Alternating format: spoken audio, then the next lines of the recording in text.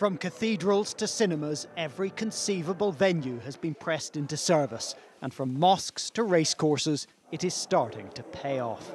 We have today passed the milestone of 10 million vaccinations in the United Kingdom, including almost 90% of those aged 75 and over in England, and every eligible person in a care home.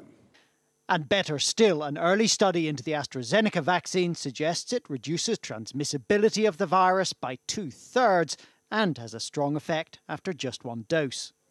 From the point at which we give the first dose, and if you remember, there's lots of controversy about the 3-month delay till the second dose, but we're seeing really good protection in that period against disease. But then secondly, when we look overall about the number of people being infected, that has fallen by about 2/3.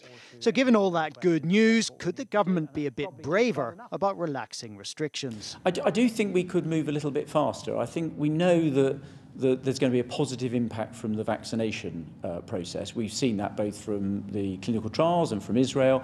I think the government could anticipate some of that good news and set out those plans now. So could the Prime Minister be persuaded to budge, at least on schools? Are you absolutely committed to not reopening schools in England before the 8th of March? Or do you think you could pull that forward if things are really going well? What we don't want to do now, Carl, now that we're making progress with the vaccine rollout and we've got a timetable for the way ahead, we don't want to be forced into reverse, so we think this is the prudent and cautious approach, and I think it's much better to stick to that. But we're still a long way from the conditions that were in place when the first lockdown was unlocked. On average last July, there were 583 known new infections a day. Now it's more than 23,000. There were 217 hospital admissions a day then. Now it's nearly 3,000. And the average number of deaths a day then was 32.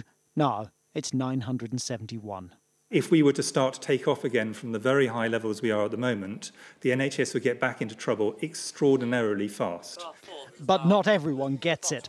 Lancashire Police broke up a student house party in Ormskirk at the weekend. So why are you here? Because we've been bored and we want to have fun. It was expensive fun. The organiser was fined £10,000. Carl Dinnan, ITV News, Westminster.